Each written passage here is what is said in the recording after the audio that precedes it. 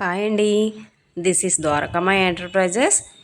ఈరోజు మీ ముందుకి tap ఫోమ్లు, shrink క్లీనర్లు, tap క్లీనర్లు చూపిస్తున్నానండి. ఇది వచ్చేసి ట్యాప్ ఫోమ్ అండి. మనకి స్టీల్ ట్యాప్కి ఎదర నురగలా రావడానికి ఫోమ్ అనేది ఉంటుందండి. చూపిస్తున్నాను చూడండి, ఇదండి ఫోమ్ అండి.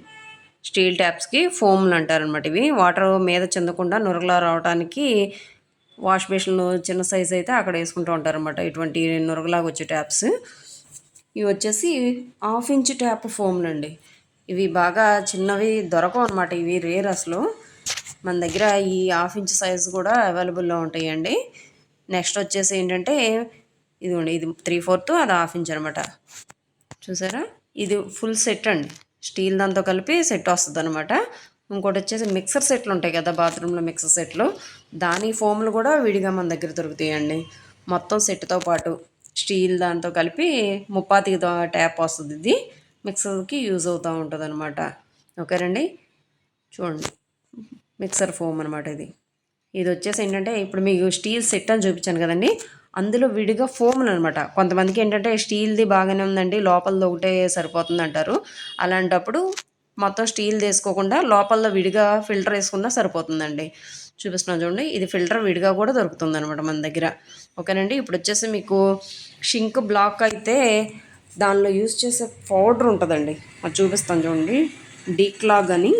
ఈ పౌడర్ ఏం చేయాలంటే, మనం షింక్లో కాఫీ పళ్ళు, టీ పళ్ళు వేసినప్పుడు షింక్ బ్లాక్ అవుతూ ఉంటుంది కదా, వాటర్ లేదు ఆ పైప్లో.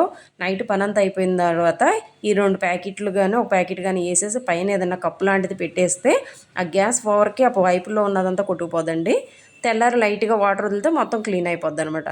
ఓకేనండి, నెక్స్ట్ వచ్చేసి ట్యాప్స్ క్లీనర్ అండి, పౌడర్ అది కూడాను. ఇదిగోండి, ఇదనమాట. స్టీల్ ట్యాప్కి పైన తెల్లగా మచ్చలు పడిపోతాయి కదండి, సాల్ట్ పట్టేసి.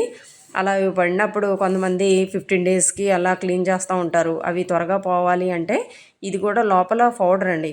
ఏం చేయాలంటే ఒక ప్లేట్లో పేస్ట్లా కలిపేసుకొని ఆ ట్యాప్ల మీద ఎక్కడైతే మచ్చలుగా అలా ఉన్నాయో అక్కడ అప్లై చేసేసి ఒక 10 or 15 minutes తర్వాత మామూలుగా వాటర్తో నార్మల్గా క్లీన్ చేసేస్తే మామూలుగా యాజ్ యూజువల్ సేమ్ తెల్లగా అదంతా పోయి ప్యూర్ ఎస్ఎస్ ప్లేట్లు మళ్ళీ మామూలుగానే ఉంటాయి అన్నమాట. ఓకేనా ఫ్రెండ్స్, ఈరోజు ఇవండి మీ దగ్గరికి తీసుకొచ్చింది. ఓకేనా ఫ్రెండ్స్, వీడియో నచ్చితే లైక్ చేయండి, షేర్ చేయండి, సబ్స్క్రైబ్ చేయండి.